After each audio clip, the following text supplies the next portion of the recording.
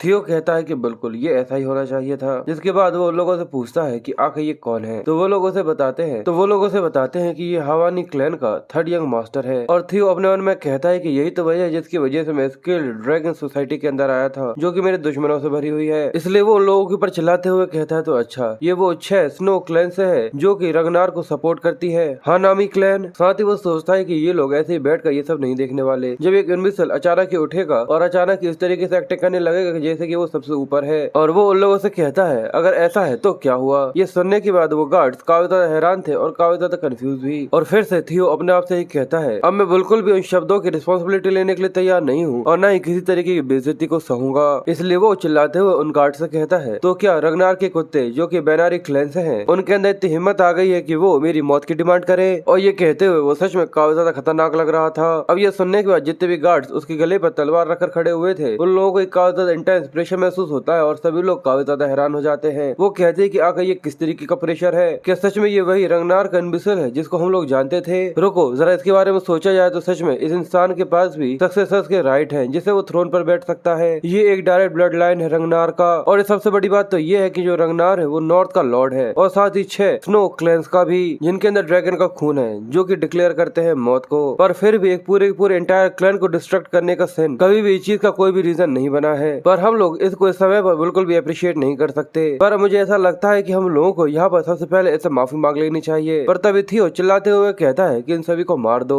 और हम एक शेडो को दिखाते हैं जो कि काफी ज्यादा तेजी से आती है और उन सभी के गले उनके धड़ से अलग कर देती है। वो इतना तेजी से आई थी कि किसी को दिखाई नहीं था कि उसने सभी के सिर को यानी चारों के सिरों को एक एक करके काट दिया था। अब जैसे वो सभी के सिरों को काटने के बाद नीचे आ जाती है तो ये देखने के बाद सभी लोगों के मुंह खुले के खुले रह गए थे। सभी लोग काफी ज्यादा हैरान थे और जो अब उसकी परसेंटेज थी वो 70 पर पहुंच चुकी थी। यहाँ तक जो एक्सियन था वो भी ये देखकर काफी ज्यादा हैरान था कि ये करने वाली कोई और नहीं एवेलिन थी। वो थियो से कहती कि अगर तुम्हें कब पता चल गया कि मैं तुम्हारा पीछा कर रही हूँ। थियो कहता है कि ये बोलने की बात है। साथ ही वो सोचता है कि मुझे नहीं पता कि आगे ये मेरा पीछा क्यों कर रही है, पर ये अच्छा है कि ये मेरा पीछा कर रही थी। अब मैं बिना किसी चिंता के इन टेबल्स को टर्न कर सकता हूँ। अब वहाँ पर पूरे में खून ही खून हो गया था और पूरे में चारों के सिर पड़े हुए थे। और दूसरी तरफ हमें डीमन ड्रैगन जूलियस का सीन दिखाते हैं जो कि एक चैंपियन को खोल रहा था और वो उससे कहता है कि तुमने कहा था कि अब से तुम कोई और डिसाइपल नहीं लोगी, पर देखकर ऐसा लगता है कि जो तुम्हारे न्यू सोर्ट्समैनशिप डिसाइपल है वो तुम्हें काफी ज्यादा पसंद है। वो कहती है कि तुम्हारे पास कोई खुद की जगह नहीं है, तुम तब तक बाहर रहा करते थे जब तक मैं रिटायर नहीं हो गई थी। जूलियस कहता है कि जिंदगी का जो ये मजा है वो अभी के लिए है और जो टोर्मेंट है वो तुम्हारे लिए है। तो बताओ आखिर तुम्हारा आंसर क्या है। ये सुनकर वो कहती है कि ये काफी ज्यादा एक्सपेंसिव है। जूलियस कहता है तो क्या यही तुम्हारा आंसर है। तो वो थोड़ी सी हिचकिचाते हुए कहती है कि वो मेरे एक्सपेक्टेशंस के बियॉन्ड जा चुका है। अगर उसके एट्रीब्यूट्स और टैलेंट्स को देखा जाए तो वो सब में बेस्ट है जिन सबको मैं अब तक सिखा चुकी हूँ। जूलियस कहता है कि एक्सियन भी तुम्हारे हाथों से पास होकर नहीं निकला था, क्या ये उससे भी ज्यादा अच्छा है। वो कहती है कि बिल्कुल, अगर इसकी पोटेंशियल को कंसिडर किया जाए तो मैं यही कहूंगी कि ये यंग मास्टर एक्सियन से भी काफी ज्यादा ऊपर है और ये कोई खाली शब्द नहीं है जो कि मैं बोल रही हूँ। जूलियस कहता है कि क्योंकि तुम्हारे पास 2 आंखें हैं तो तुम उसे काफी ज्यादा अच्छे तरीके से देख सकती हो। तो इसका तो यही मतलब है कि वो इतने लंबे समय से अपनी स्ट्रेंथ को छुपा कर रखे हुए था, क्योंकि एक इंसान अचानक से इतना ज्यादा नहीं बदल सकता।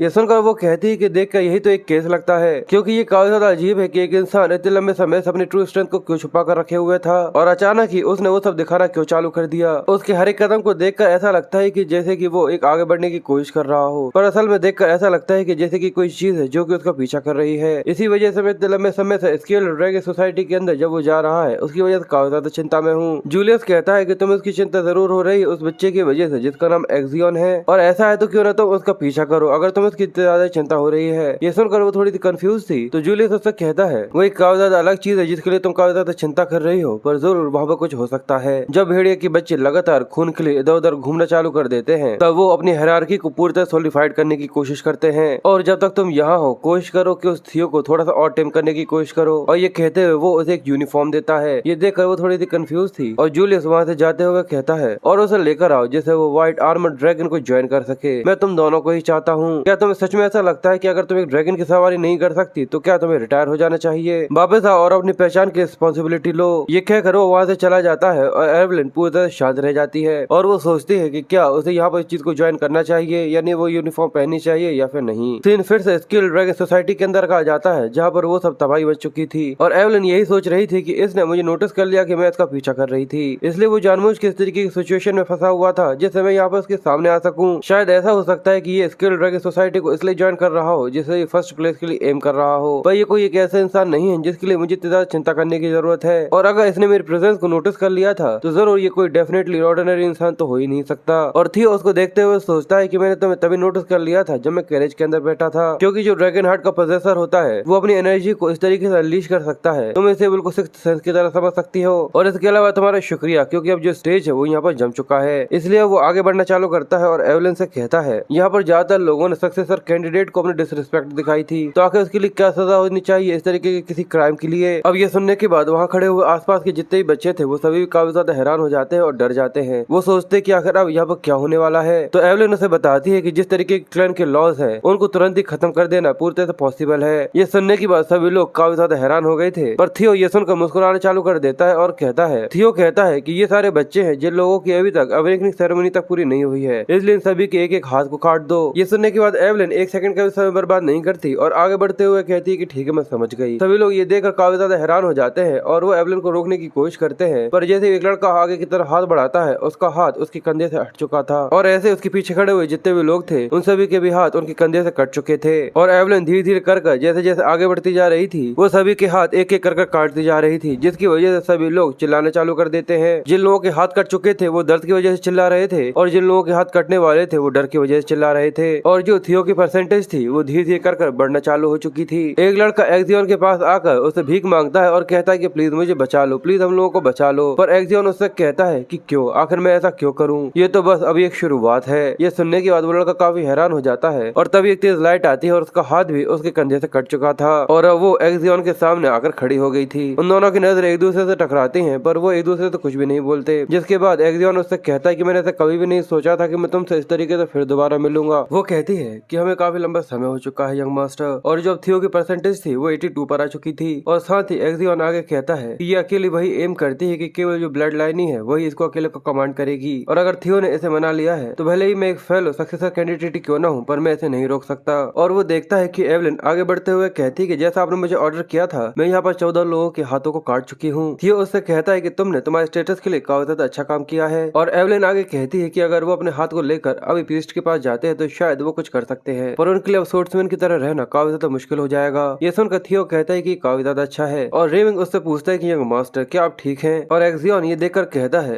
ये देखकर कहता है कि दोनों रेमिंग और एवलिन दोनों ही ऐसा लगता है कि एक पॉइंट पर आकर ड्रंक हो जाते हैं। पर जो थियो है जो कि रोज पैलेस का एक इम्बिसल हुआ करता था वो सच में पूरी तरह से बदल चुका है। और ये सोचकर उसे काफी ज्यादा हंसी आ रही थी और साथ ही बहुत ज्यादा गुस्सा भी, इसलिए वो कहता है कि मैं तुम्हें अपने कदमों के नीचे लाकर कुचल दूंगा। जिसके बाद थियो उन लोगों से कहता है तो चलो यहाँ से चलते हैं। और वो ये कहकर एक्सियन के साइड में से निकलना चालू कर देता है। एक्सियन को इसकी वजह से काफी गुस्सा आ रहा था, इसलिए वो तिरछी निगाहों से उसी को देख रहा था और यहाँ पर थियो भी तिरछी निगाह से उसको देख रहा था। और जैसे वो एक दूसरे के साइड में आते हैं तो थियो उसको आराम से पंच मारता है जैसे कि एक दोस्त दोस्त को मारता है और मुस्कुराते हुए एक्सियन से कहता है कि एक्सियन सच में काफी ज्यादा मजेदार था। और अब जो उसकी परसेंटेज थी वो 100% तक पहुंच चुकी थी, जिससे जो उसे टाइटल मिला था इनविसिल का उससे वो निकल सकता था। और थियो जाते हुए उससे कहता है कि हम लोग बाद में मिलेंगे। ये सुनने के बाद एक्सियन को और भी ज्यादा गुस्सा आ रहा था। जिसके बाद सिस्टम उससे कहता है कि उसने ट्यूटोरियल के जितने भी क्वेस्ट थे उन सभी को कंप्लीट कर लिया है, इसलिए अब यहाँ पे ऐसा कोई भी नहीं है जो कि उसे रंगनार का इनविसिल कह सके। ये देखने के बाद थियो कहता है कि ये काफी ज्यादा अच्छा था और सारे क्वेस्ट खत्म हो चुके हैं, पर जो मेरा ट्रू रिवेंज है वो अब शुरू होगा। थियो को एक रिवॉर्ड मिला था एक्सपीरियंस एलिक्सर, जिसकी वजह से वो लेवल 5 पर पहुंच सकता था। जिसके बाद शाम का सीन दिखाते हैं कि उसी पैलेस के अंदर जैसे ही एमिली को इसके बारे में पता चलता है वो हैरान थी। एक लड़का उसे सारी सारी बातें बताने के लिए आया हुआ था और वहाँ पर एड भी खड़ा हुआ था। ये देख एमिली उससे कहती है कि फिर से कहो, आखिर तुमने अभी यहाँ पर क्या कहा? तो वो उसे सारी सारी बातें बताता है और कहता है कि जो एक्सियन का स्किल ड्रैगन सोसाइटी थी अब वो खत्म हो चुकी है, यानी उसे एक्सपेल्ड कर दिया गया है।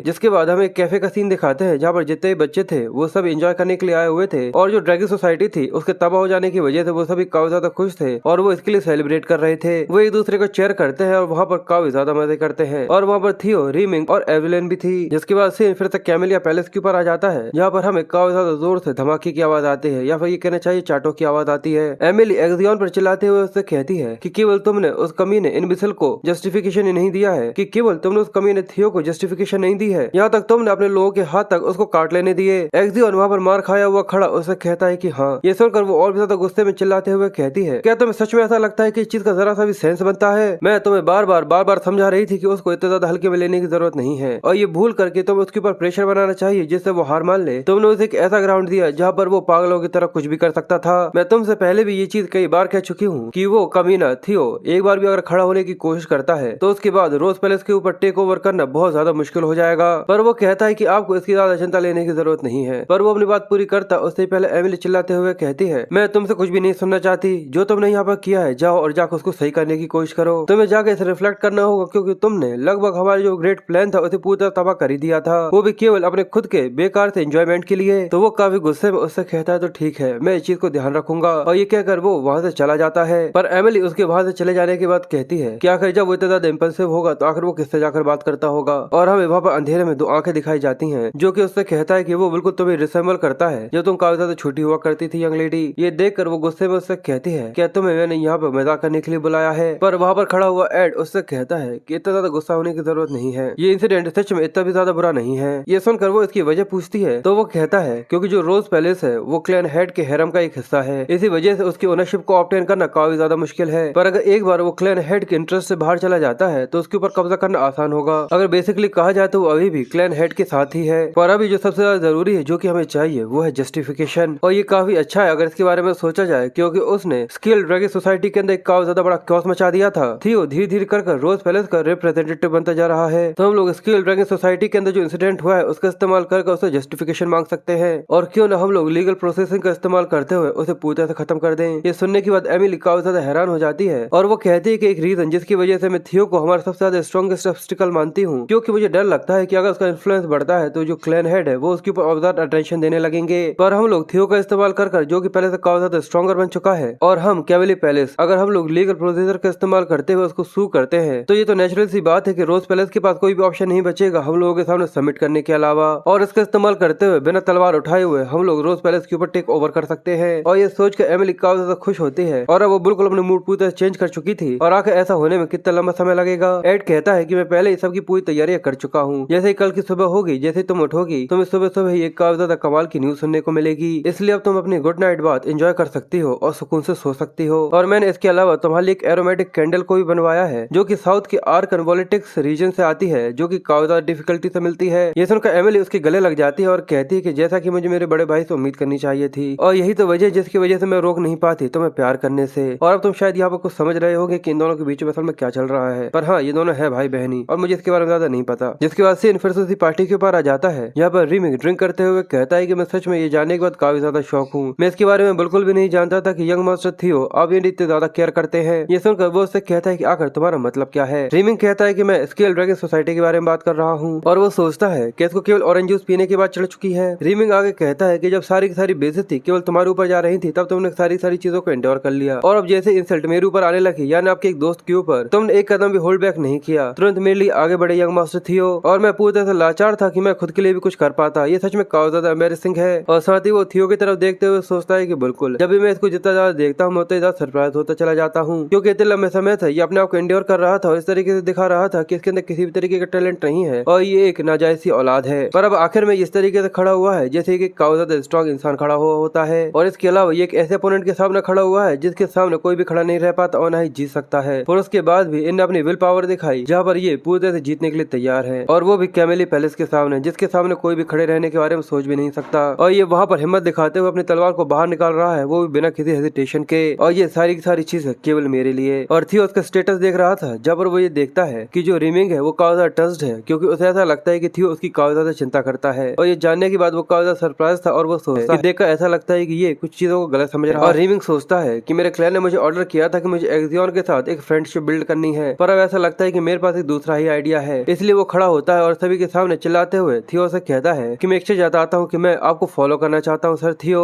और ये सुनने के बाद पूरे में शोर मच जाता है और वो लोग कहते हैं कि जैसा कि स्ट्रॉन्ग से एक्सपेक्ट करना चाहिए था वो एक दूसरे स्ट्रॉन्ग को रिकॉग्नाइज कर सकता है और वो दोनों की काफी ज्यादा तारीफ करते हैं। पर थियो उसे रोकते हुए कहता है कि रुको रुको, ऐसा लगता है कि तुम कुछ चीजों को गलत समझ रहे हो। पर तभी उसे टोकते हुए एक कान में एक आवाज आती है। ये सुनकर वो समझ जाता है कि ये टेलीपैथी है और दूर से एवलिन उससे कह रही थी देख ऐसा नहीं लगता कि ये किसी तरीके की बुरी मिसअंडरस्टैंडिंग है और जरा अपने आसपास देखो, सभी लोगों को देख ऐसा लगता है कि सभी लोग तुम्हारे साथ रहना चाहते हैं यंग मास्टर। ये जानने के बाद थियो भी थोड़ा सरप्राइज हो जाता है और फिर वो भी मुस्कुराना चालू कर देता है और कहता है कि मैं कोई इतना भी ज्यादा स्पेशल नहीं हूँ। और साथ ही वो सोचता है कि ये सारी चीजें केवल इसी वजह से हुई हैं, उस मैसेज विंडो की वजह से जिससे मैं अपने पास में वापस आ पाया, मुझे रगना का टैलेंट मिला और मैं पहले से और भी ज्यादा पावरफुल हो पाया हूँ। और साथ ही वो आगे कहता है कि मैं ये सोचता हूँ कि आखिर ये क्या है क्योंकि शुरुआत में मुझे ऐसा ऐसा लग रहा था कि ये मेरे रिग्रेट के कुछ फ्रेगमेंट्स हैं, पर ये इतनी ज्यादा डिटेल्ड है कि मुझे कुछ भी समझ में नहीं आ रहा कि आखिर क्या बात है। ऐसा लगता है मुझे एक अजीब सी सेंसेशन महसूस होती है, जैसे कि कोई डेजा वू है। पर कुछ भी हो, ये मेरी काफी ज्यादा मदद कर रहा है, तो इस चीज से फर्क नहीं पड़ता।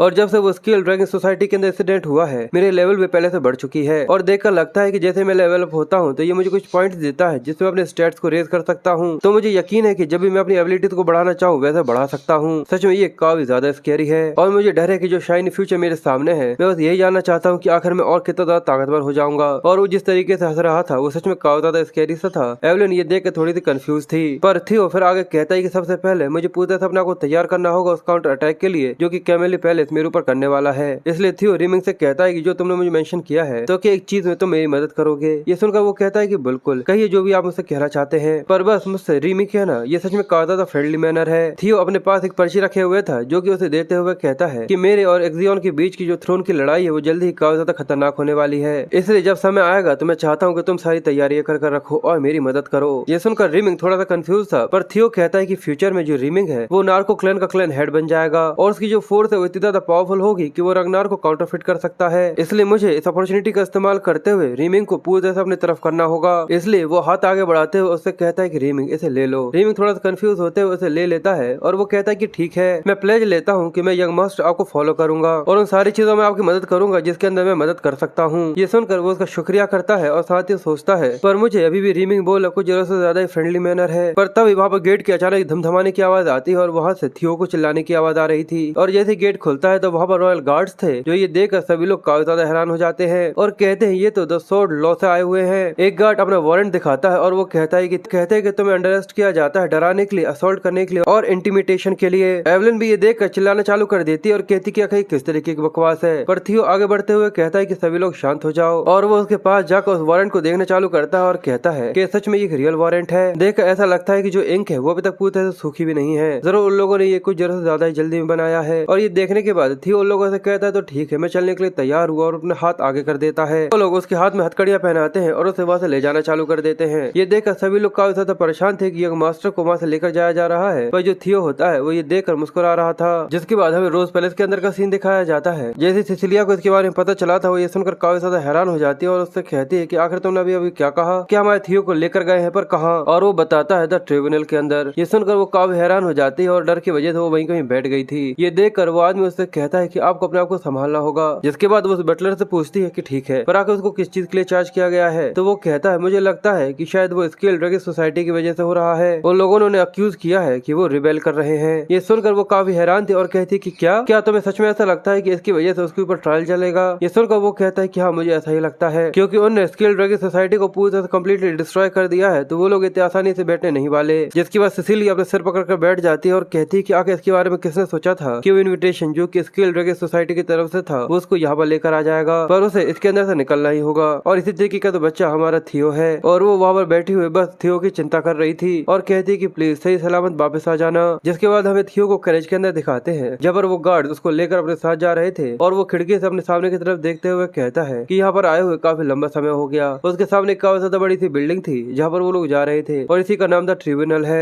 और वो सोचता है क्योंकि मैंने स्किल ड्रग सोसाइटी को पूरी तरह तबाह कर दिया है तो वो केवल इतनी आसानी से केवल इम्प्रिजन से ही तो नहीं मानने वाले, वो डेफिनेटली इसके लिए ट्रायल्स मांगेंगे। और अगर किसी भी रंगनार के सक्सेसर को ट्रिब्यूनल के अंदर आना पड़ रहा है इसका तो केवल यही मतलब है कि जो उसकी सक्सेसर के ऊपर है उसके ऊपर क्वेश्चंस आने वाले हैं। जिसके बाद अब वो लोग उस बिल्डिंग के सामने आ चुके थे और वहाँ पर थियो बाहर निकलते हुए कहता है कि इस बार वो जरूर मुझे पूरा तो कुचलना चाहते हैं, पर वो हंसते हुए कहता है कि पर यही तो है जिसकी मैं उन लोगों से उम्मीद कर रहा था। और जैसे गेट खुलते हैं थियो को अंदर लेकर जाया जाता है। वहाँ से आवाज आती है कि उसे अंदर लेकर आओ। वो दरवाजे खुल रहे थे और थियो ये देखकर कहता है अगर मैं वो सब बाहर निकालना चाहता हूँ जिसके लिए मैं पूरी तरह तैयार बैठा हूँ तो एक ऐसा स्टेज तो होना ही चाहिए जिसके ऊपर इतना ज्यादा मैग्नीट्यूड हो। और हम उसके सामने कई सारे लोगों को बैठा हुआ दिखाते हैं जो कि यहाँ पर उसे जज करने वाले थे। ये देखकर वो हंसते हुए सोचता है यहाँ जरूर काफी ज्यादा कमाल के लोग इकट्ठे हुए हैं। और वहाँ पर बैठे हुए हमें हर एक आदमी के बारे में बताया जाता है कि सबसे पहला इंसान डीमन ड्रैगन जिसका नाम जूलियस है, जिसके साइड में बैठा हुआ स्कार ड्रैगन जिसका नाम एड है, और उसके साइड में सो ड्रैगन बैठी हुई है जिसका नाम ओसा है, और उन सभी के बीच में एल्डर ड्रैगन बैठा हुआ है जो कि इस काउंसलर का हेड भी है और उसका नाम वुल्फ गैंग है। थियो इन सभी को देखते हुए कहता है कि जब पास्ट में पिछली बार मुझे यहाँ पर लेकर आया गया था तो मैं बड़ी मुश्किल से यहाँ पर सांस ले पा रहा था। एल्डर ड्रैगन थियो का नाम लेता है तो वो कहता है कि यस काउंसलर, इस चीज को काफी लंबा समय हो चुका है, मैंने इस चीज की उम्मीद नहीं करी थी कि मैं आपको इस जगह पर कहीं देखूंगा। जिसके बाद थियो इसके बारे में बताता है कि वुल्फ गैंग टैंक एक प्योर ब्लड लाइन है और इसके सामने हाफ ब्लड जो कि मेरे जैसे एक नाजायज औलाद है, तो मैं उसके सामने डिस्गस्टिंग के अलावा कुछ भी नहीं हूँ, जैसे कि कोई गंदी नाली में पड़ा हुआ कीड़ा होता है। और थियो उसको देखकर कहता है कि वो इस चीज को छुपाने की कोशिश भी नहीं कर रहा, क्योंकि उसके चेहरे को देखकर साफ समझ में आ रहा था कि उसे कितना ज्यादा बुरा लग रहा है। वो कहता है कि ग्रीटिंग्स बहुत हो गई, क्या तुम्हें पूरी तरह से पता है कि आखिर तुम्हें यहाँ पर क्यों बुलाया गया है, क्योंकि जिस तरीके की तुमने क्राइम किया है हमें उसके आंसर्स चाहिए। जिसके बाद थियो ने जितने भी लोगों के हाथ वहाँ पर कटवाए थे उन सभी के क्लेम्स के नाम लेना चालू करता है और कहता है, जिसके बाद वो आगे कहता है कि तुम्हारे उस बेवकूफ वाले एक्ट की वजह से उन सभी ने मेन फैमिली के साथ जितने भी टाइल्स थे उन सभी को कट कर लिया है। तो क्या तुम्हारे जैसे कमीना इस तरीके के डैमेज को जो कि तुमने यहाँ पर कॉज किया है उसे उठा सकता है? इसकी वजह से मैं तुम्हारे ऊपर एक अकाउंटेबल रखूंगा। अकाउंटेबल क्योंकि रगनार की जो ऑनर थी उसे तुमने पूरी तरह मिट्टी के अंदर मिला दिया है। थियो चुपचाप से ये सारी चीजें सुन रहा था,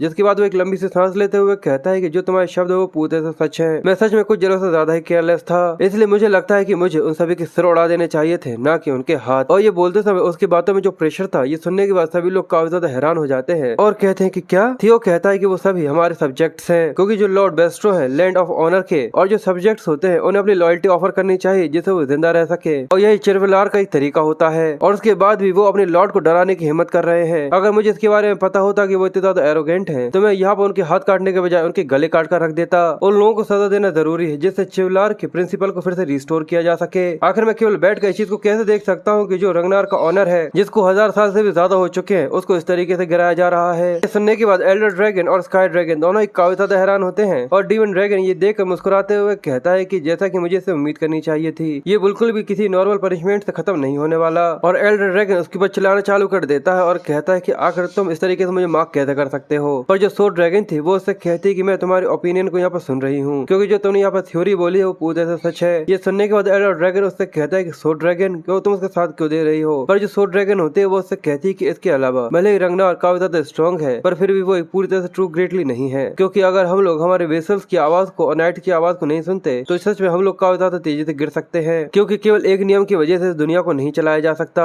थियो ये सुनकर कहता है कि मैं इस चीज को बिठा कर रखूंगा, और थियो इसके बारे में बताता है कि ये क्लैन हेड की फर्स्ट वाइफ है और नॉर्थ की बेस्ट सोर्समैन द सोर्ड्स ड्रैगन। पर ये काफी ज्यादा अच्छा है क्योंकि इसको देख कर ऐसा नहीं लगता कि वो मेरे बिल्कुल भी खिलाफ है। पर इसके अलावा भी आखिर वो उसके बारे में जानने की कोशिश क्यों करेगी? इसलिए वो उससे आगे कहती कि मैं उम्मीद करती हूँ कि जो तुम्हें यहाँ पर सजा मिलेगी वो केवल जस्टिफिकेशन के लिए है। थियो उससे कहता है कि मैं ये जान सकता हूँ कि आखिर मुझे किस तरीके की सजा मिलेगी। एल्डर ड्रैगन थोड़ा सोचने के बाद उससे कहता है कि तुम्हें 3 महीने के लिए कारागार दिया जाएगा। पर ये सुनकर वो उससे कहता है कि पर जो अवेकनिंग सेरेमनी है वो केवल 2 महीने के बाद है। ये सुनकर वो गुस्से में कहता है कि आखिर तुम्हारी मुझसे पलट कर बात करने की हिम्मत भी कैसे हुई? पर सो ड्रैगन उससे कहती है कि मैं इस चीज के बारे में काफी ज्यादा सोच रही थी और हम लोगों ने ये डिसाइड किया है कि तुम्हें अगले साल की जो अवेकनिंग सेरेमनी है उसके अंदर पार्टिसिपेट करने के लिए अलाउ किया जाएगा। और इसके अलावा ये भी चीज डिसाइड की गई है कि वो 15 लोग जो कि तुम्हारी वजह से घायल हो गए हैं वो लोग भी अगले साल ही पार्टिसिपेट करेंगे। और ये सब देख रहा स्काई ड्रैगन काफी ज्यादा खुश होता है और सोचता है कि ये काफी अच्छा है कि जो डीमन ड्रैगन के इन्फ्लुएंस था उसकी वजह से जो पनिशमेंट थी वो पहले से काफी ज्यादा लाइटर कर दी गई है, क्योंकि जो अवेकनिंग सेरेमनी होगी उसके लिए डिक्लेयर होने की वजह से ये उसके लिए काफी ज्यादा बड़े डिसऑनर की बात है। और एक रिप्रेजेंटेटिव जो कि रोज पैलेस को कैरी करता है उसके लिए इस तरीके का डिसऑनर, ये तो पूरी तरह से एक जस्टिफिकेशन हम लोगों को मिल जाएगी जिससे कैमेलिया पैलेस उसके ऊपर टेक ओवर कर सकता है। और एक बार जैसे ही मेरा प्लान काम करना चालू करेगा ये चाकर भी उसके लिए कुछ भी नहीं कर सकता।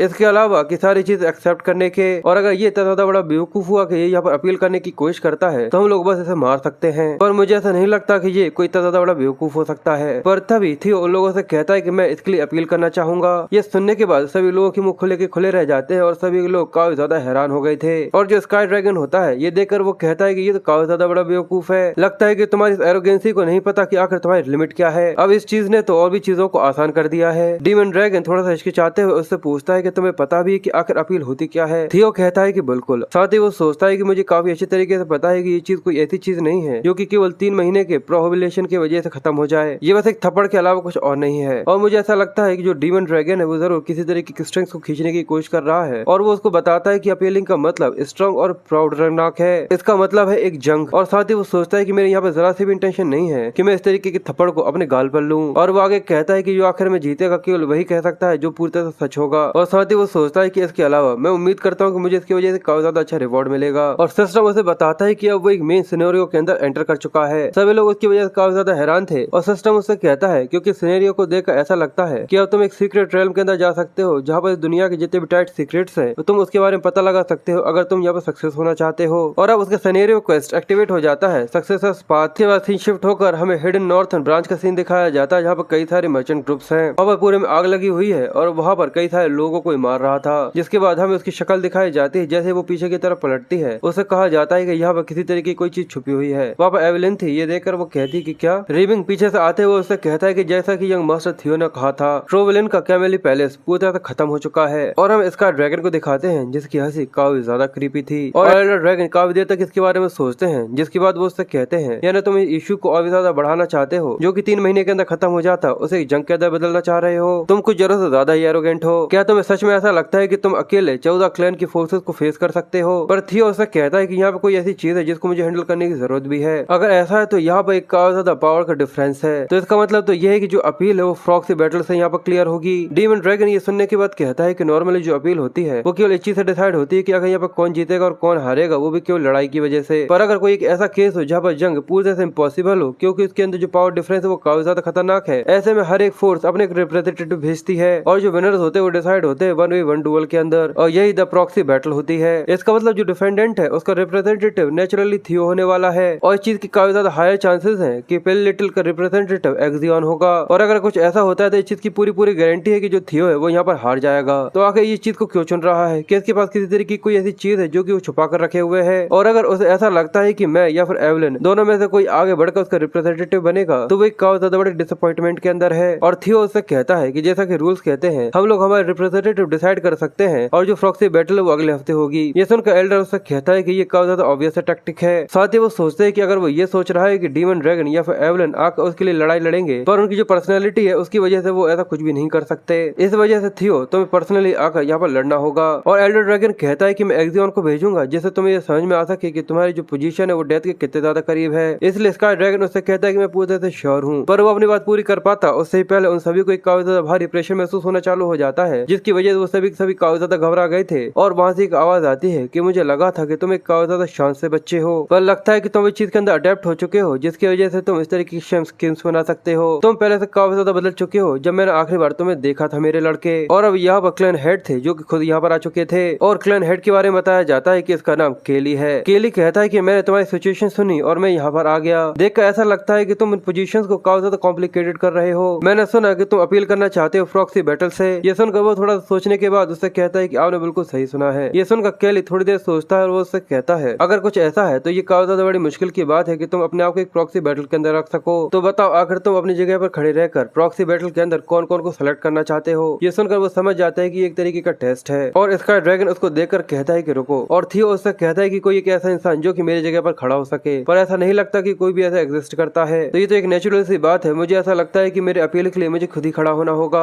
वो कहते हैं अगर ऐसा हुआ तो तुम हार जाओगे। थियो कहता है कि पर मैं इसके बारे में कैसे कह सकता हूँ कि अगर मैं ट्राई ना करूँ तो? अगर मुझे फोर्स किया जाता है मोड़ने के लिए पर फिर भी मैं अपनी खुद की इच्छा से कभी भी नहीं झुकने वाला। ये सुनने के बाद केली काफी ज्यादा खुश हो जाता है और मुस्कुराते हुए जोर जोर से ठहाके लगाना चालू कर देता है। और वो हंसते हुए कहता है कि तुम लोगों ने ये शब्द सुने जो कि मेरे बच्चे ने अभी अभी कहे हैं। अगर कोई जबरदस्ती मुझे मोड़ने की कोशिश करता है पर फिर भी मैं अपनी खुद की इच्छा से कभी भी नहीं मुड़ूंगा। किसी भी रंगनार को डिस्क्राइब करने का इसके अलावा कोई और अच्छा तरीका हो ही नहीं सकता। और वो थियो से कहता है कि जो तुम्हारा एटीट्यूड है वो ट्रूली मुझे काफी ज्यादा सेटिस्फाइड करता है। ये सुनकर थियो उसका शुक्रिया करता है उसको प्रेज करने के लिए। पर साथ ही वो अपने मन में कहता है असल में जो प्रॉक्सी बैटल है वो तो बस एक बेट की तरह है। मैं तो बिल्कुल भी लड़ने के बारे में सोच ही नहीं रहा। इसलिए ये काफी ज्यादा अच्छा है क्योंकि मैं बिना होल्ड करे हुए इस सब के बारे में सच कह सकता हूँ। क्योंकि जो काम मैंने एवेलिन और रीमिंग को दिया था ये प्रूव कर देगा कि ये कैमेलिया पैलेस की कॉन्स्पिरेसी है। अगर वो मेरे पास है तो मैं बिना किसी लड़ाई के भी आसानी से जीत जाऊंगा। तो उसके फादर उससे कहते हैं अगर ऐसा है तो मैं पर्सनली इच्छा करता हूँ कि मैं तुम्हें ये मौका दूं। ये सुनने के बाद वो काफी ज्यादा हैरान हो जाता है और वो कहता है कि एज अ मास्टर ऑफ रंगनार केली मैं तुम्हें टेस्ट करना चाहता हूँ अपने एक स्ट्राइक के साथ। ये सुनने के बाद थियो काफी ज्यादा हैरान हो गया था और केली उसे आगे कहता है कि स्टाइल के बारे में पूरी तरह भूल जाओ। थियो ये सुनकर हैरान था और वो कहता है क्या एक स्ट्राइक? और वो उससे आगे कहता है कि अगर तुम मेरे एक स्ट्राइक को इंड्योर कर लेते हो तो जितने भी चार्जेस तुम्हारे ऊपर लगे हुए वो सारे माफ कर दिए जाएंगे, इसलिए मेरे साथ बाहर आओ। ये बोलकर वो जैसे ही वहाँ से बाहर जाने लग जाता है पर तभी उसे एक चिल्लाने की आवाज आती है कि क्लैन हेड आप ऐसा नहीं कर सकते। और एड अपने मन में कहता है यानी स्काई ड्रैगन अपने मन में सोचता है कि एक सिंगल स्ट्राइक के अंदर इसको टेस्ट करना, इसका मतलब तो ये है कि ये अप्रूव कर रहे हैं इसके अपोनेंट्स के लिए। और अगर वो इसे सर्वाइव कर लेता है तो वो एक ऐसा इंसान बन जाएगा जिसके पास क्लैन हेड की अप्रूवल होगी। मुझे ऐसा नहीं लगता कि ये काम मेरा थियो ऐसा कुछ इंड्योर कर सकता है, पर जस्ट इन केस अगर इसने ऐसा कुछ कर लिया तो क्या होगा? नहीं, मुझे कैसे भी कहकर इसे रोकना होगा जिससे ये क्लैन हेड की आंखों में आ सके।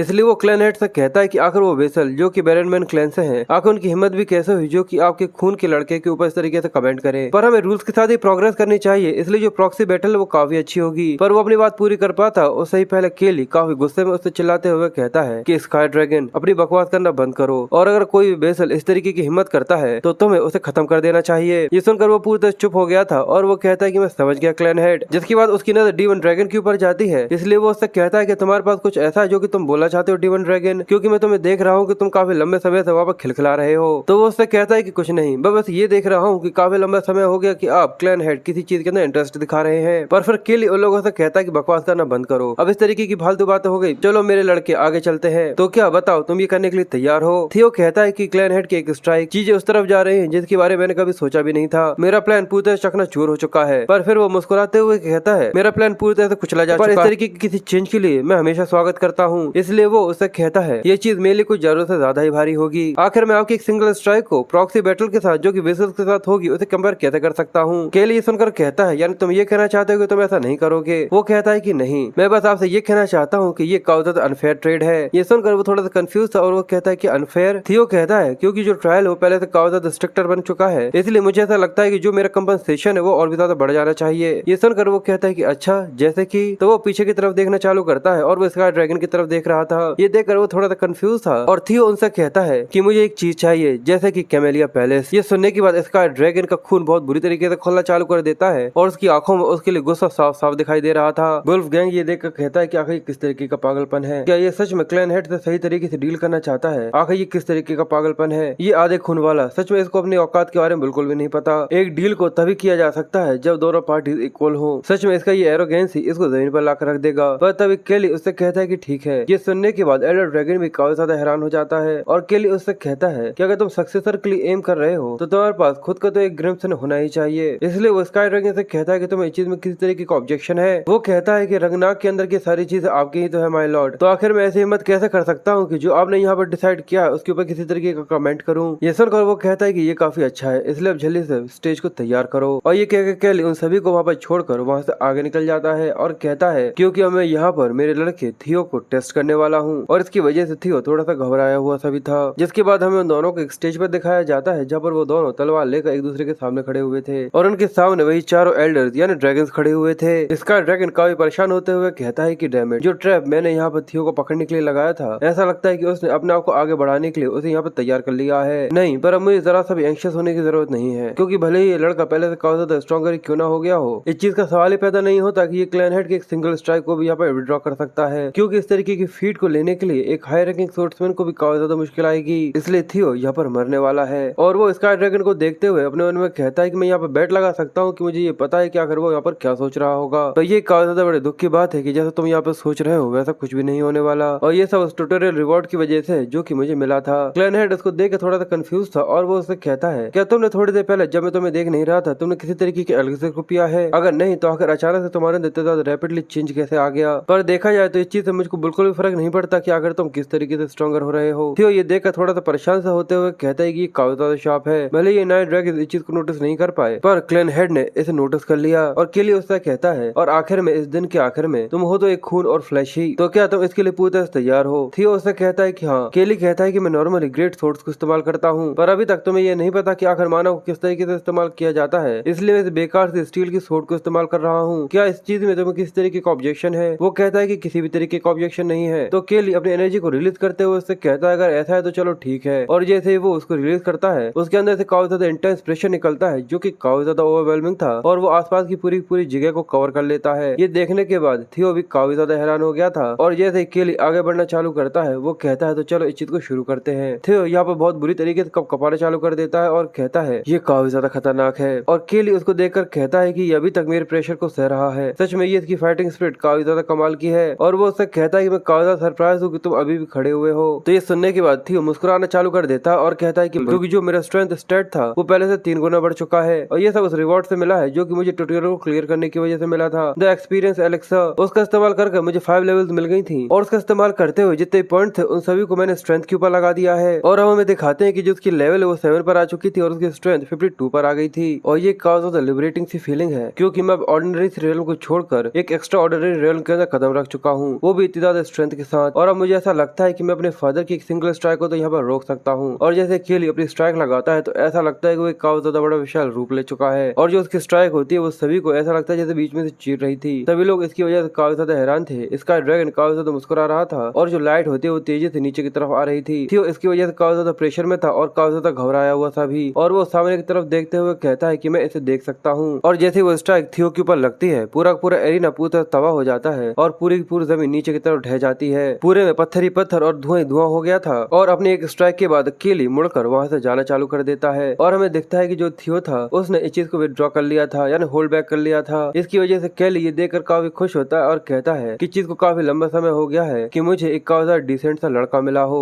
यानी एक बच्चा मिला हो। पर इसकी वजह से जो थियो की तलवार थी वो यहाँ पर पूरी तरह टुकड़े टुकड़े हो गई थी। पर सभी लोग जो ये सब देख रहे थे, सभी लोग काफी ज्यादा हैरान होते हैं और कहा जाता है कि थियो ने अपनी इनोसेंसी को यहाँ पर प्रूव कर दिया है, वो भी अपनी विल से। इसलिए उसके ऊपर किसी भी तरीके की ट्रायल को यहाँ पर नहीं लिया जाएगा। और हमें पता चलता है कि जो थियो था वो खड़े खड़े वहाँ पर बेहोश हो चुका था और सिस्टम ने भी उसे यहीं पे ये क्वेस्ट दिया हुआ था, जिसकी रिवॉर्ड की वजह से उसे यहाँ पर इन्वेंट्री मिल जाती है और साथ ही एक ब्लू की भी। जिसके बाद अब सीन शिफ्ट होता है और हमें एक पैलेस के अंदर का सीन दिखाया जाता है जहाँ पर थियो अभी तक बेहोश था। अचानक ही उसकी आंखें खुलती हैं और वो अपने आप से ही बड़बड़ाते हुए कहता है कि आखिर मैं कहाँ हूँ। पर तभी उसकी जो माँ थी वो वहाँ पर बैठी हुई थी, सिसिलिया उससे कहती है कि आखिरकार तुम उठ चुके हो, तुम खड़े खड़े ही बेहोश हो गए थे। और वो रोते हुए बड़बड़ाना चालू कर देती है कि तुम्हें पता है कि जब मैंने सुना था कि तुम्हारे फादर तुमसे लड़ने वाले हैं, तुम्हें कितनी ज्यादा हैरान हो गई थी। आखिर तुम्हारा हाथ कैसा है, क्या तुम्हें किसी तरीके की चोट तो नहीं लगी? और ऐसे ही और भी कई सारी चीजें। ये सुनने के बाद थियो उससे कहता है कि प्लीज माँ शांत हो जाओ, मैं पूरी तरह से ठीक हूँ। और साथ ही वो उससे पूछता है कि पर आखिर हम लोग कहाँ पर हैं। तभी दरवाजा खुलता है और डीमन ड्रैगन उसे बताता है कि क्लैन हेड के ऑर्डर से जो कैमेलिया पैलेस की फॉर्मल लेडी हुआ करती थी, एक्सियोर और डायरेक्टर ऑफ द इंटेलिजेंस, उन्हें यहाँ से निकाल दिया गया है। ब्लैक ड्रैगन उससे कहता है कि हाँ तुमने बिल्कुल सही कहा, अब जो कैमेलिया पैलेस है अब वो तुम्हारा बन चुका है। और जो थियो का सिस्टम था उसका सिनेरियो अब यहाँ पर अपडेट हो चुका था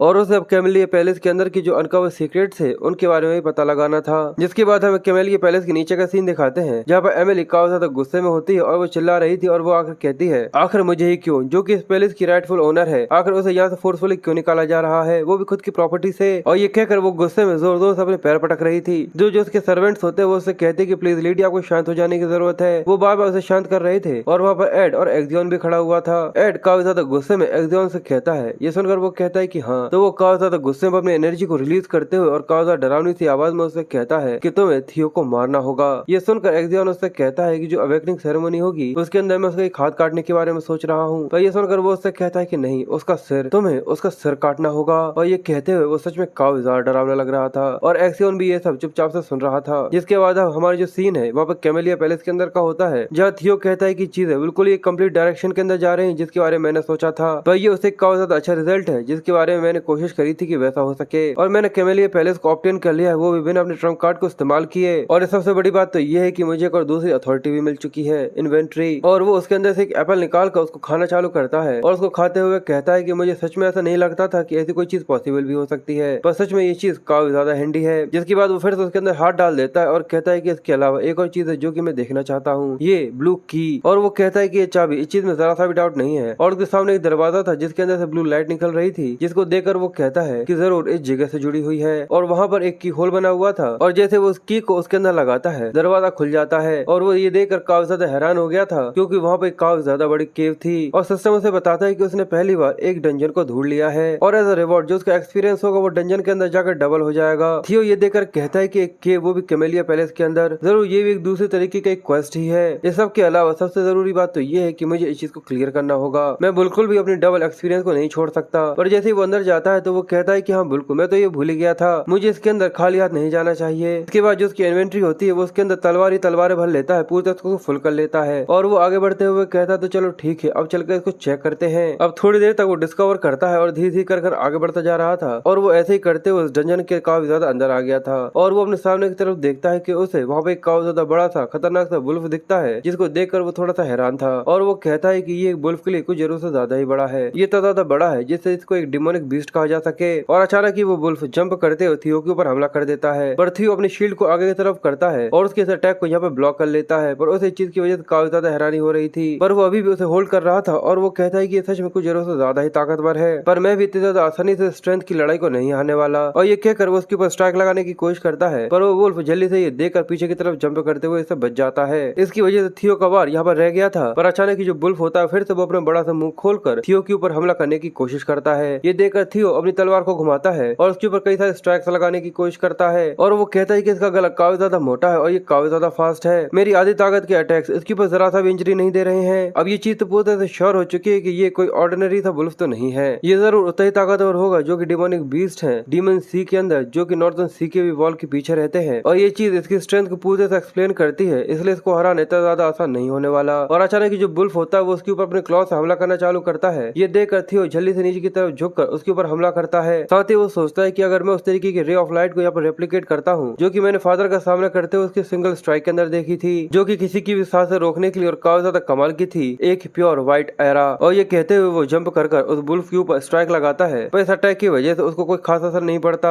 जिसके बाद वुल्फ जल्दी से पीछे की तरफ सरकते हुए भाग जाता है। ये देखकर वो कहता है कि बिल्कुल उसको कॉपी करना इतना भी ज्यादा आसान नहीं होगा उस सिंगल स्ट्राइक को, और अगर मैं इसको एक आसान भाषा में कहूँ तो एक सिंगल स्ट्राइक किसी को भी मौत दे सकती है। और अगर यही की है कि मुझे अपनी पूरी की पूरी स्ट्रेंथ एक सिंगल शॉट स्ट्राइक के ऊपर लगानी होगी, और ये सोचकर जो उसकी शील्ड होती है वो उसे वहीं पर गिरा देता है। और वो कहता है कि वो जरूर किसी तरीके का शॉर्ट स्किल होगा या फिर किसी तरीके का सीक्रेट आर्ट जो कि स्पीड से रिले करता है, जो कि मुझे एवलिन ने सिखाया था। और ये कहकर वो अचानक ही जंप कर वहां से गायब हो जाता है। ये देखने के बाद जो वुल्फ होता है वो भी थोड़ा सा कंफ्यूज था, और अचानक ही उसके ऊपर अटैक होता है और वो कहता है कि एक स्टैब। और ये अटैक सच में काफी ज्यादा कारगर होता है, जिसकी वजह जो वुल्फ था वो यहाँ पर रोर करना चालू कर देता है, और हमें उसकी तलवार पर खून दिखाते हैं, क्योंकि जो वुल्फ था उसके अंदर से खून आ रहा था, क्योंकि थियो ने उसकी एक आंख फोड़ दी थी, इसकी वजह से उसके अंदर से खून बगर रहा था। थियो ये देखकर मुस्कुराते हुए कहता है कि अच्छा है ये काम कर रहा है, जिसके बाद वो वुल्फ फिर से काफी ज्यादा गुस्से में रोर करते हुए उसके ऊपर अटैक करने लगा था। ये देखकर थियो जंप करते हुए कहता है कि मैं बिल्कुल ऐसा कर सकता हूँ, जिसके बाद हम एक टाइम लैब दिखाते हैं और 2 महीने के बाद का सीन होता है। फोर्थ ट्रेनिंग ग्राउंड में कई सारे लोग आए हुए थे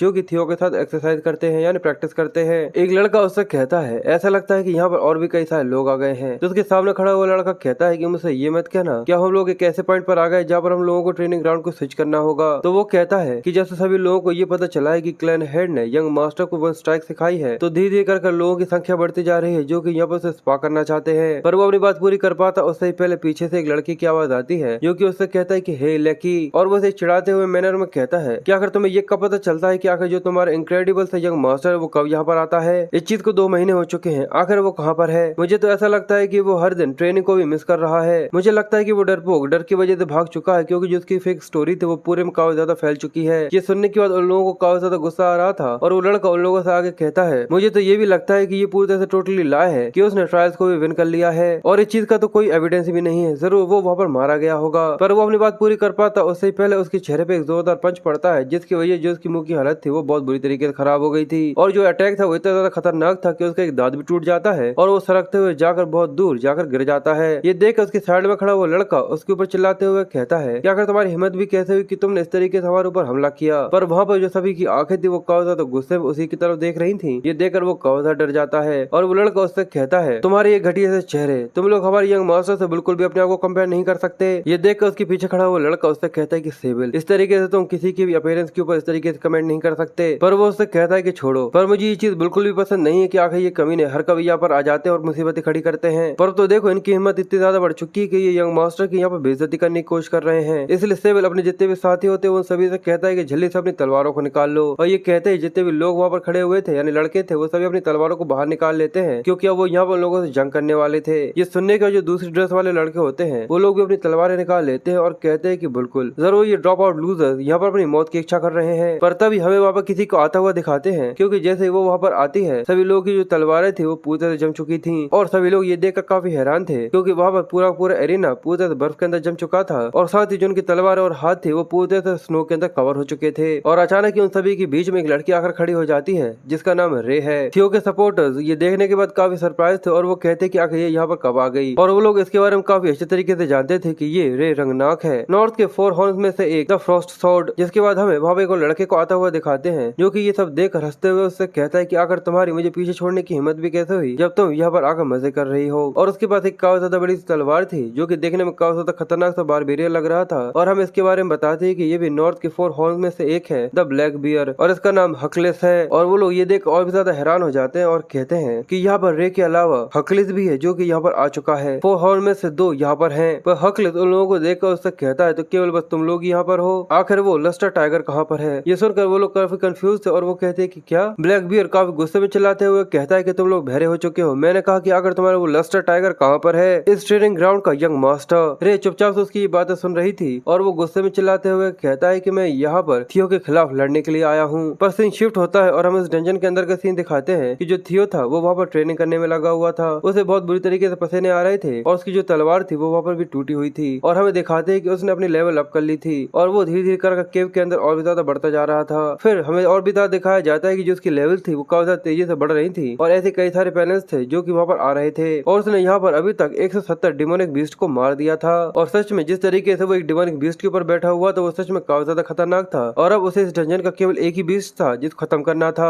और हमें पता चलता है कि अब जो थियो की लेवल है वो लेवल 7 से लेवल 15 पर आ चुकी है। जिसके बाद थियो एक एलेक्सा को निकालता है और उसको पीना चालू कर देता है, जिसकी वजह जो उसकी हेल्थ थी वो वापस रिस्टोर होने लगी थी। और वो कहता है कि अब तक तुम्हें पता नहीं कितनी बार मर चुका होता, पर केवल यही चीज है जो कि मुझे अब तक बचा कर रखे हुए है। और ये बिगिनर्स हेल्थ पोशन था जो कि उसकी हेल्थ के जितने भी घाव थे उनको 10% से भर रहा था। और थियो सामने की तरफ देखते हुए कहता है कि शुरुआत में तो ये चीज काफी ज्यादा रफ थी, पर जैसे ही मेरी लेवल अप हो गई है ये चीज और भी ज्यादा आसान हो गई है। पर इस चीज में काफी लंबा समय लगा क्योंकि पहले ही 2 महीने हो चुके हैं। और वो देखता है कि अब डंजन में केवल एक ही बीस्ट है जो कि बचा हुआ है। ये देखकर वो कहता है कि केवल एक ही बीस्ट बचा है, इसका तो अब केवल यही मतलब है कि जो बॉस है वो अपीयर होने वाला है। और ये कहकर जो 5th फ्लोर होता है वो उसके अंदर एंटर कर जाता है। वहाँ पर कई सारी सीढ़ियाँ थी, धीरे धीरे कर वो सीढ़ियाँ चढ़ रहा था और वो उस तलवार को देखता है जिसको देखकर वो कहता है कि अब ये चीज बिल्कुल भी काम की नहीं बची है, इसलिए वो उसे फेंक देता है और जिसकी आखिरी तलवार बची हुई थी उसे निकाल लेता है। और वो उस तलवार को देखते हुए कहता है कि अब केवल यही है जो कि मेरे पास बची हुई है। और ये एक सेरेमोनियल स्वॉर्ड थी जो कि उसे बर्थडे प्रेजेंट में मिली थी उसकी माँ की तरफ से। और वो कहता है कि मेरी पास्ट लाइफ में ऐसे कई सारे अफेक्शंस थे जहाँ पर वो मेरी अवेकनिंग सेरेमोनी के लिए ऐसी कई सारी चीजें लेकर आती थी, पर मैं उन्हें कोने के साइड में फेंक देता था जिससे उनके ऊपर केवल जंग लगती थी। पर अब जब मैं इसको पहली बार काफी करीब से देख रहा हूँ तो लगता है कि ये काफी ज्यादा अच्छी तलवार है जिसको व्हाइट स्नो स्टील से बनाया गया है। और साथ ही उसे देखते हुए उसे अपने पास्ट के बारे में याद आता है और हम उसके एक फ्लैशबैक दिखाया जाता है जब जो उसकी माँ थी उसके बर्थडे के लिए कई सारे गिफ्ट वहाँ पर लेकर आई हुई थी और कई सारे बटलर्स वहाँ पर बड़े बड़े गिफ्ट थे वो अपने हाथों में लेकर वहाँ पर आ रहे थे। सिलिसिया चिल्लाते हुए कहते हैं कि मेरे बच्चे आज तुम्हारा हैप्पी बर्थडे है और मैं आधी रात का वेट कर रही थी जिससे मैं तुम्हें ये सब दिखा सकूं। पर वो अपनी बात पूरी करती उससे ही पहले थियो जोर से चिल्लाते हुए कहता है कि मॉम जो अवेकनिंग सेरेमनी है वो काफी ज्यादा करीब आ चुकी है, अब मेरे पास जरा सा भी समय बर्बाद करने के लिए नहीं है इस तरीके के बर्थडे प्रेजेंट्स के लिए। और आपको तो ये चीज काफी ज्यादा अच्छी तरीके से पता होगी कि अच्छे इक्विपमेंट से किसी की ब्लड लाइन को चेंज नहीं किया जा सकता, इसलिए प्लीज यहाँ से चले जाओ। और ये सब सुनने के बाद जो थियो की माँ थी वो पूरे से टूट गई थी और थियो इस सब को याद करते हुए कहता है कि अब इस चीज से फर्क नहीं पड़ता कि आगे किस तरीके का केस हो, पर अब मैं कभी भी जो मेरी प्रीवियस लाइफ के अंदर जिस तरीके की मैंने मिस्टेक्स करी थी मैं उनको बिल्कुल भी रिपीट नहीं करने वाला हूँ। और ये कहकर वो उस केव की जो एंट्रेंस होती है वहाँ पर पहुंच गया था। सिस्टम उसे बता देता है कि एक बॉस रूम है, एक डिमोनिक बीस्ट जो कि काफी ज्यादा स्ट्रॉन्ग है वो अपीयर होने वाला है, इसलिए तुम्हें काफी ज्यादा कॉशियस होने की जरूरत है। और थियो भी उसको देखकर काफी ज्यादा सरप्राइज होता है क्योंकि उसकी काफी ज्यादा लंबी पूंछ थी और काफी ज्यादा बड़े बड़े लंबे दांत, क्योंकि वो असल में एक ड्रैगन था जो कि वापस सो रहा था। इसको देखकर थियो काफी सरप्राइज हो रहा था। नहीं, ये काफी ज्यादा अच्छा है कि बस ये केवल लेसर डाकरे है। और साथ ही वो सोचता है कि कहा जाता है कि जो रंगनाज है वो ड्रैगन के डिसेंडेंट्स है और इस अजीब से क्वेस्ट के जो फाइनल बॉस है वो एक डीमन ड्रैगन है, पर ये बड़ी मुश्किल से एक ड्रैगन के अंदर कंसीडर होता है। पर छोड़ो, मुझे सब के बारे में बिल्कुल भी नहीं पता, बस एक ही चीज है जिसके लिए मैं पूरी तरह से श्योर हूँ, मुझे इसे हराना होगा जिससे मैं इस क्वेस्ट को यहाँ पर क्लियर कर सकूँ। पर वो उसके सामने खड़ा हुआ काफी ज्यादा हिचकिचा रहा था और वो अपना पोज लेते हुए कहता है पर क्या मैं सच में इसे यहाँ पर हरा सकता हूँ क्योंकि ये एक तरीके का ड्रैगन है। और वो कहता है तो चलो सबसे पहले अपने फर्स्ट फ्लैश को इस्तेमाल कर देखते हैं। मैं इसकी उन डर्टी वुल्फ के सामने काफी ज्यादा पहले से प्रैक्टिस कर चुका हूँ और भले ये मेरे फादर के ड्रैगन फ्लैश जितना इतना ज्यादा अच्छा तो नहीं है, पर अगर मैं अपने ड्रैगन हार्ट को पूरी तरह से मैक्सिमाइज तक यूटिलाइज करता हूँ तो मैं जरूर उसको काफी ज्यादा सीरियसली घायल कर सकता हूँ। और ये कहकर वो जैसे उसके ऊपर अटैक करता है ड्रैगन अपनी आंखें खोल लेता है और ये तलवार सीधे जाकर उसकी आंख में टकराती है, जिसकी वजह से वो पूरे तरह खूना खून हो गया था और जोर से चिल्लाना चालू कर देता है। थियो ये देखकर कहता है कि ये काम कर गया और अचानक ही वो अपनी तलवार से थियो के ऊपर हमला कर देता है। ये देखकर थियो काफी ज्यादा शॉक था और उस अटैक को डॉज करने की कोशिश करते हुए कहता है मुझे ऐसा लगा था कि सीधे जाकर उसके दिमाग को आर पार कर देगा, पर देखकर ऐसा लगता है कि मेरा अटैक वहां तक नहीं पहुंच पाया। पर अब मैं इस चीज की पूरी पॉसिबिलिटीज को देख पा रहा हूँ और जो ड्रैगन होता है वो काफी ज्यादा गुस्से में उसकी तरफ रोर कर रहा था। थियो अपनी तलवार को घुमाता है और उसके ऊपर एक सीक्रेट टेक्निक जस्टर्स फुटवर्क को इस्तेमाल करता है और उसके ऊपर कई सारे ब्लेड से अटैक करता है, जिसकी वजह से उसके शरीर पर काफी ज्यादा घाव हो गए थे। और ये करते हुए थियो कहता है कि मैं जरूर इस तरीके से यहाँ पर जीत सकता हूँ अगर मैं केवल अपनी नॉर्मल अटैक से इसको पहले डिस्ट्रैक्ट करता हूँ, जिसके बाद मैं इसके वीकर पॉइंट्स के लिए जाता हूँ तो मैं ऐसा कुछ कर सकता हूँ। पर तभी वो ड्रैगन अपने एक स्किल को इस्तेमाल करने के लिए रोर करता है जिससे वो फियर फैल जाता है मोमेंट्स ऑफ द बैटलफील्ड। और जिस तरीके से वो ड्रैगन थियो को देख रहा था उसका जो डर का परसेंटेज था वो 10% से बढ़ रहा था। थियो ये देखकर कहता है कि नहीं, मेरी बॉडी यहाँ पर बिल्कुल काम नहीं कर रही, ऐसा लगता है कि मैं अपनी जगह पर अटक चुका हूँ। इसकी वजह से जैसे ही वो अटैक करता है वो इससे बिल्कुल भी डॉज नहीं कर पाता और वो अपने जो हाथ होता है उससे ही उसको यहाँ पर ब्लॉक करने की कोशिश कर रहा था। इसकी वजह से थियो को काफी ज्यादा तेज इम्पैक्ट पड़ता है और वो सरकते हुए बहुत दूर जाकर गिरा था, जिसकी वजह से वहाँ पे एक धमाका होता है और पूरे में धुआं धुआं हो गया था। अब जैसे ही धुआं छटता है तो हमें दिखता है कि जो थियो है उसकी कंडीशन काफी ज्यादा खराब हो गई है और उसके सिर से काफी ज्यादा खून आ रहा था और उसे उठते भी नहीं बन रहा था। वो कहता है कि मुझे समझ में आया कि आखिर ये किस वजह से बॉस है और ये चीज काफी ज्यादा बुरी होगी अगर मैं इसको फिर से इस तरीके से कुछ करने देता हूँ। वो ड्रैगन काफी ज्यादा गुस्से में आगे बढ़ रहा था और वो थियो के ऊपर हमला करने वाला था। ये देखकर थियो जंप करते हुए उसके ऊपर हमला करते हुए कहता है मुझे जल्दी से इसकी वीक पॉइंट्स के ऊपर फोकस करना होगा जिससे मैं इसको जल्दी से खत्म कर सकूं। और जिस तरीके से वो ड्रैगन आगे बढ़ता आ रहा था उसको देखकर वो कहता है और एक ड्रैगन का जो वीक पॉइंट होता है वो असल में उसके गले के नीचे का हिस्सा होता है, इसलिए जैसे वो उसकी तरफ आगे बढ़ता है अचानक थियो जल्दी से नीचे की तरफ झुककर उसके गले की तरफ बढ़ता है और उसके गले के ऊपर अपने पॉइंट करते हुए तलवार से उसके ऊपर अटैक करते हुए अपने रिवर्सल स्क्रैच का इस्तेमाल करता है। और इस स्किल की वजह से जो उसकी तलवार होती है वो ड्रैगन के स्किल को तोड़ते हुए उसके आर पार चली जाती है और इसकी वजह से जो ड्रैगन होता है वो यहाँ पर काफी ज्यादा बुरी तरीके से घायल हो गया था और जो थियो होता है वो अपनी तलवार को बहुत बुरी तरीके से उसकी छाती के अंदर और बहुत बुरी तरीके से धसाता जाता है। इसकी वजह से जो उसका स्किल था वो बहुत बुरी तरीके से क्रश होने लगा था और धीरे धीरे कर वो बहुत ज्यादा बुरी तरीके से घायल होने की वजह से यहाँ पर आखिर में मारा जाता है। और थियो ये देखकर मुस्कुराते हुए कहता है कि ये काम कर रहा है, पर अचानक उस ड्रैगन के मरने से पहले हमें उसकी काफी ज्यादा खतरनाक सी आंखें दिखाई जाती हैं जिसकी वजह से थियो काफी ज्यादा घबरा गया था।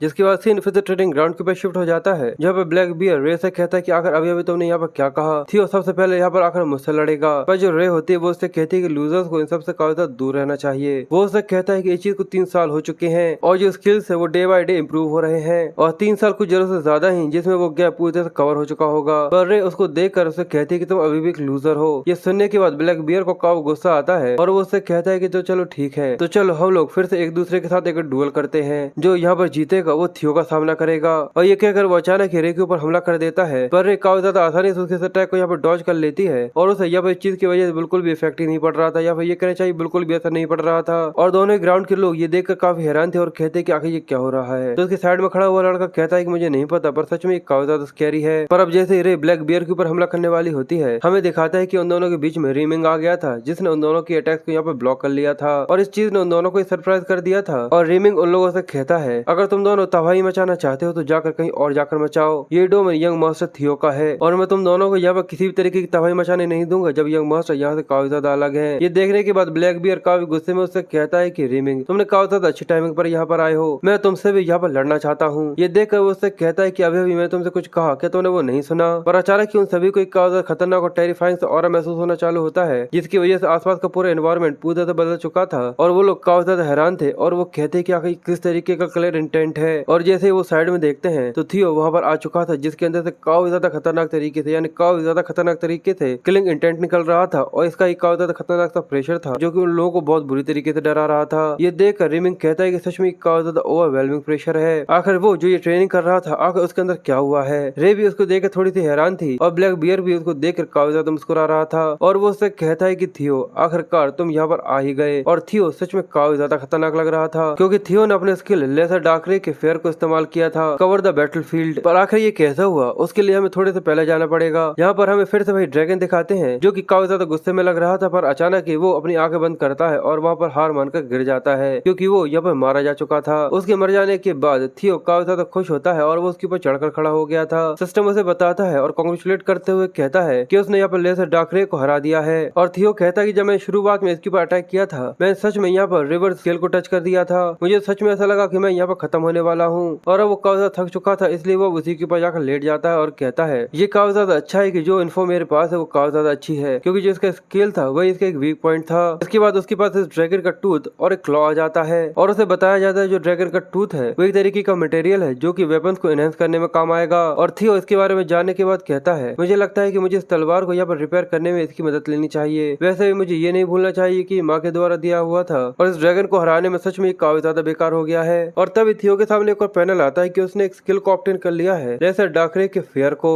ये देखकर वो काफी हैरान था और वो कहता है कि किल, और फिर वो उस किल को देखता है जिसको देखकर वो कहता है क्या ये ड्रैगन की किलिंग इंटेंट है, पर मैंने सुना था कि जो केवल चूजन वन ही होते हैं वही बस इसको इस्तेमाल कर सकते हैं। मुझे ऐसा कभी भी नहीं लगा था कि मुझे इस तरीके का मौका मिलेगा कि मैं कभी किसी स्किल को इस्तेमाल कर पाऊंगा। पर फिर वो उससे कहता है कि सब के बाद भी, पर फिर वो अपने पूरे इक्विपमेंट्स को अंदर रखते हुए कहता है कि नहीं, मुझे ऐसा नहीं लगता कि मैं सब के बाद भी इसको इस्तेमाल कर पाऊंगा क्योंकि रंगनार के अंदर ऐसे कई सारे लोग जो कि काफी ज्यादा बड़े पावर हाउस की तरह है। और अब उसने कैमेलिया पैलेस का जो डंजन था उसे यहाँ पर क्लियर कर लिया था, जिसके बाद अब वो जैसे ही बाहर आता है तो वो कहता है कि अब चीज को काफी लंबा समय हो गया है और अब वो पूरा से रिलैक्स था। और वो कहता है कि जो मेरा ये क्वेस्ट था वो भी कंप्लीट हो चुका है, बस अब केवल एक ही चीज है जो कि मैं यहाँ पर चाहता हूँ और उसे यहाँ पे एक रिवॉर्ड के तौर पर एक कंपास टाइप का मिला हुआ था। ये देखकर वो थोड़ा कंफ्यूज था और वो कहता है कि एक नेक्स्ट कंपास, आखिर ये क्या चीज है, क्या ये मेरे नेक्स्ट क्वेस्ट से किसी तरीके से रिलेटेड है। पर फिर वो इसके बारे में ज्यादा नहीं सोचता और उसको अपनी इन्वेंट्री के अंदर रख देता है और कहता है कि मैं सबके बारे में बाद में देखूंगा, पर सबसे ज्यादा जरूरी चीज केवल अभी एक ही चीज है जिसके लिए मैं जाना चाहता हूँ। मैं काफी थक चुका हूँ तो मैं बस जाकर अपने रूम में आराम करना चाहता हूँ। और ये कहकर वो झूलते हुए अपने रूम की तरफ ही बढ़ रहा था, पर तभी एक सर्वेंट वहाँ पर भागते हुए आती है जो कि उसको कहती है कि यंग मास्टर तो आप आखिर यहाँ पर हैं, एक अर्जेंट चीज है जो कि मैं आपको बताना चाहती हूँ। थियो ये सुनकर काफी परेशान हो जाता है और जैसे वो सर्वेंट उसकी हालत देखती है तो वो उससे कहती है कि यंग मास्टर आखिर आपकी हालत ऐसे कैसे हो गई। ये देखकर थियो उससे कहता है कि सबके बारे में छोड़ो, आखिर क्या हुआ है। तो वो उससे कहती है, तो वो उसे बताती है कि 4th ट्रेनिंग ग्राउंड के अंदर काफी ज्यादा कुछ गड़बड़ हो रही है। ये सुनकर वो काफी ज्यादा कंफ्यूज था और वो कहता है कि मैटर, और उसके केवल कुछ ही देर के बाद थियो वहाँ पर अपनी किलिंग इंटेंट को रिलीज करते हुए उन सभी के सामने आ गया था और वो सच में काफी ज्यादा डरावना सा लग रहा था। वो काफी ज्यादा गुस्से में उन लोगों से कहता है कि यहाँ से दफा हो जाओ, मुझे आराम करना है। और वहाँ पर ऐसे कई सारे लोग थे, उसके किलिंग इंटेंट की वजह से उनके मुंह से फंसूकर आ रहा था और वो लोग बेहोश हो गए थे। ब्लैक बियर भी उन सभी की कंडीशन देख रहा था कि उन लोगों को यहाँ पर खड़े होने में भी काफी ज्यादा दिक्कत आ रही है। ये देखकर वो मुस्कुराना चालू कर देता है और कहता है कि सच में एक काफी ज्यादा कमाल का किलिंग इंटेंट है जो कि तुम्हारे अंदर से निकल रहा है। और हंसते हुए कहता है कि मुझे लगा ही था, मुझे शुरुआत से ऐसा लगा था कि तुम एक काफी ज्यादा मजेदार हो और अब थियो तुम मेरे हो चुके हो। तो चलो देखते हैं कि आगे सबसे ज्यादा स्ट्रॉन्ग कौन है। और ये कहकर वो अचानक ही जंप करते हुए थियो के ऊपर हमला कर देता है और उसकी जो स्ट्राइक होती है वो सच में काफी ज्यादा डेडली और काफी ज्यादा खतरनाक होती है। पर जो थियो होता है वो काफी ज्यादा आसानी से अपनी तलवार को घुमाते हुए उसे काफी ज्यादा पीछे की तरफ फेंक देता है। सभी लोग ये देखकर काफी ज्यादा हैरान थे। ब्लैक बियर भी ये देखकर काफी हैरान था और वो कहता है कि जो मेरी स्ट्राइक थी उसने यहाँ पर उसको इतना ज्यादा आसानी से रिफ्लेक्ट कर लिया। और थियो भी काफी हैरान था जो कि बिल्कुल नशे में जैसा था, उसे यहाँ पर काफी ज्यादा नींद आ रही थी, पर वो भी ये देखकर हैरान होते हुए कहता है कि मैंने इसे यहाँ पर डिफ्लेक्ट कर लिया। पर ब्लैक बियर जल्दी से अपने आप को फिर से बैलेंस करता है, जिसके बाद वो उसे कहता है कि इतनी ज्यादा आसानी से मैं यहाँ पर हार नहीं मानने वाला। और वो काफी ज्यादा गुस्से में उसके ऊपर हमला करना चालू कर देता है। और हमें ब्लैक बियर के बारे में बताया जाता है कि जो नॉर्थ के 4 हॉर्न्स हैं उसे उन चारों में सबसे ज्यादा वीकेस्ट कंसिडर किया जाता है, क्योंकि वो कभी भी किसी के सामने नहीं आता और न ही वो बिल्कुल किसी भी तरीके से किसी चीज में ज्यादा स्मार्ट है। पर हमें दिखता है कि वो काफी ज्यादा गुस्से के साथ थियो के ऊपर हमला करते हुए कहता है तो अब इसको रोक कर दिखाओ। और हमें आगे बताया जाता है कि इसके अलावा ये लाके क्लैन का एक मेंबर है जिसको कभी भी स्ट्रेंथ के टर्म्स में आउटकम नहीं करना चाहिए। पर अभी जो हकलिस की सोर्ड थी उसे यहाँ पर काफी ज्यादा आसानी से रोक लिया गया था। थियो बड़े ही आराम से उसके अटैक को यहाँ पर ब्लॉक कर लेता है, जिसके बाद उसे काफी ज्यादा आसानी से पीछे की तरफ फेंक कर उसके ऊपर अपने सिंगल स्ट्राइक से अटैक करता है। इसकी वजह से वो भी काफी ज्यादा हैरान था, ब्लैक बियर भी काफी ज्यादा हैरान था। और थियो साथ में सोचता है कि मैंने इसे काफी ज्यादा आसानी से परे कर दिया और यहाँ पर काउंटर भी किया है। सच में जो मेरी लेवल अप है वो काफी ज्यादा वर्थ इट है। और ब्लैक बियर का जो पेट था वो काफी बुरी तरीके से कट गया था और उसके मुंह से खून आ रहा था, जिसकी वजह से वो वहाँ पर गिर गया था और पूरे में खून खून फैल गया था और वो वहाँ पर बेहोश हो जाता है। थियो ये देखकर कहता है कि और आखिर में मुझे इसके बारे में पता ही नहीं चला, पर मैंने अपनी पूरी स्ट्रेंथ के साथ यहाँ पर स्विंग किया था। और थियो ये देखकर कहता है कि आखिर में मुझे इसके बारे में बिल्कुल भी रियलाइज नहीं हुआ, पर मैंने अपनी फुल स्ट्रेंथ है उसके ऊपर स्ट्राइक लगाया था। पर ये काफी ज्यादा अच्छा है कि हरक्लिस है, पर ये काफी ज्यादा अच्छा है कि ब्लैक बियर है जो कि अपने टफनेस के लिए ही जाना जाता है। इसी वजह से ये केवल बस यहाँ पर बेहोश हुआ है। और जो थियो के सपोर्टर्स होते हैं वो ये देखने के बाद सभी लोग काफी ज्यादा हैरान हो जाते हैं और जोर से चिल्लाना चालू कर देते हैं और कहते हैं कि बिल्कुल हमारे यंग मास्टर ने ब्लैक बियर को यहाँ पे एक स्ट्राइक कर हरा दिया, जो कि 4 हाउस में से एक है। थियो उन लोगों से कहता है कि जरा 1 मिनट के लिए रुक जाओ, ब्लैक बियर अभी भी जिंदा है और काफी ज्यादा अच्छा है। पर अचानक ही जो उसकी तलवार होती है उसके ऊपर क्रैक्स आना चालू हो जाते हैं और जो उसकी तलवार थी अचानक ही सभी लोगों के सामने टूटकर जमीन पर गिर जाती है। ये देखकर थियो काफी ज्यादा कंफ्यूज था और वो काफी ज्यादा हैरानी के साथ देखते हुए कहता है कि नहीं, ये तलवार मुझे मेरी माँ ने दी थी। पर सभी लोग ये देखकर काफी ज्यादा खुश होते हैं और कहते हैं कि जैसा हमें यंग मास्टर थियो से एक्सपेक्ट करना चाहिए था, उन्हें केवल एक सिंगल स्ट्राइक के अंदर अपनी तलवार को तक तबाह कर दिया। पर ये सुनकर वो चिल्लाते हुए कहता है कि बार आखिर इस चीज में खुश होने की क्या बात है। और रेमिंग और रे दूर से ये सब देख रहे थे और हमें रे को दिखाते हैं जो कि इस चीज को काफी गौर से देख रही थी। जिसके बाद हमें उसके पास का सीन दिखाया जाता है जहाँ पर थियो उसके सामने खड़ा हुआ था और वो उससे कहता है कि आखिर तुम कौन हो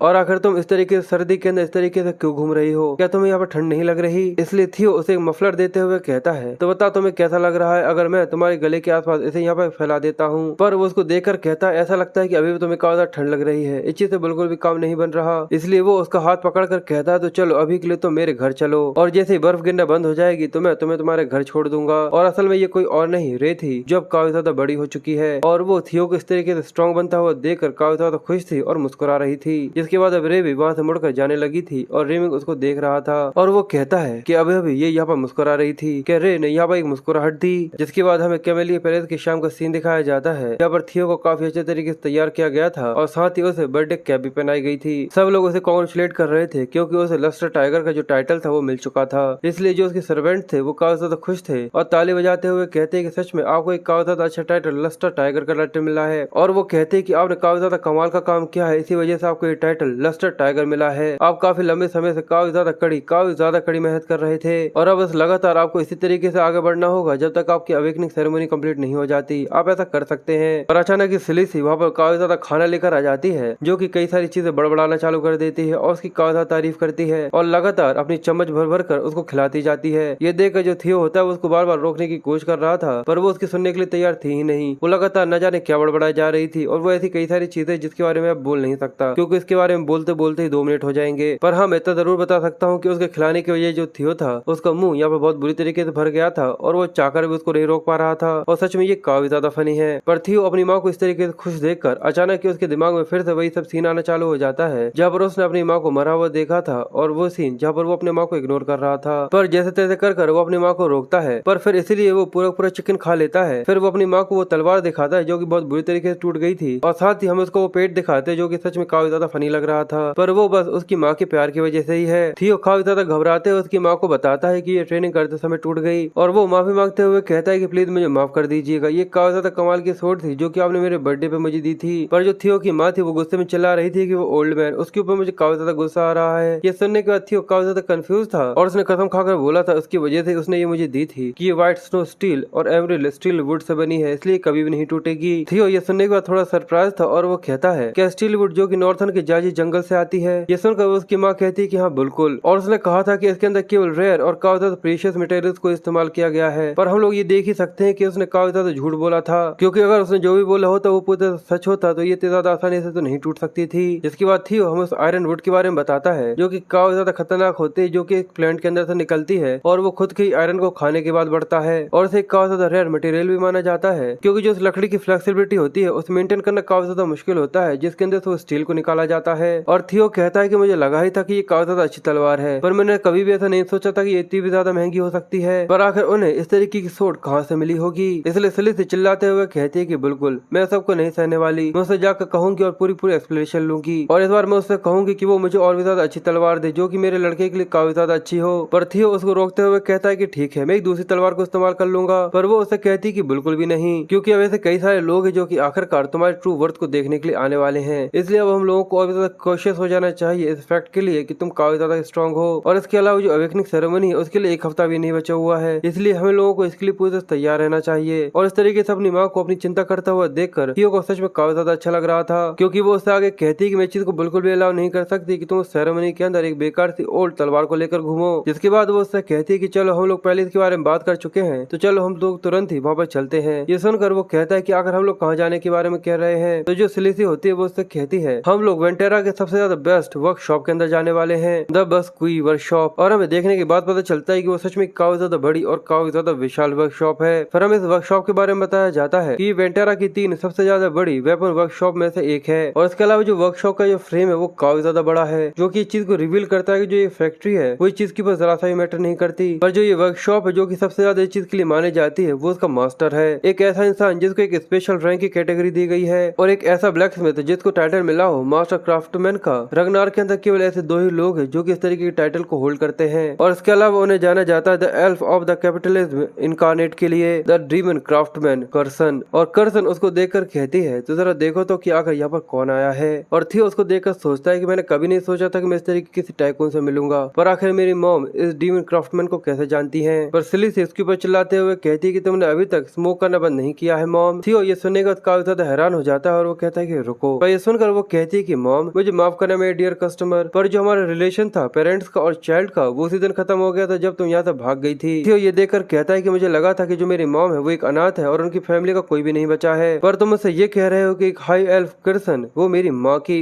माँ है। रुको, तो क्या इसका मतलब ये है कि मैं एक क्वार्टर एल्फ हुआ? तो अच्छा यही वजह है मेरे डैशिंग लुक्स के। और ये सुनकर मुझे हंसी आ रही है। किर्सन उससे कहती है तो मुझे बताओ आखिर मेरे डियर कस्टमर आखिर तुम यहाँ पर क्यों आई हो जो कि कभी भी यहाँ पर नहीं आती। तो सिलिसी उसकी तरफ तलवार को फेंकते हुए कहती है कि मैं डिफेक्टिव प्रोडक्ट को रिटर्न करने के लिए आई हूँ। और किर्सन ये सुनकर कहती है क्या डिफेक्टिव? मेरे पास किसी तरीके की शब्द नहीं है, पर आखिर तुम मेरी तलवार को इस तरीके से कहने की हिम्मत भी कैसे कर सकती हो? मैंने खुद से इस तलवार को बनाया है। पर वो भी ये देखकर काफी हैरान हो जाती है क्योंकि जैसे वो तलवार को निकालती है वो ये देखकर काफी हैरान थी क्योंकि जो तलवार थी वो टूट चुकी थी।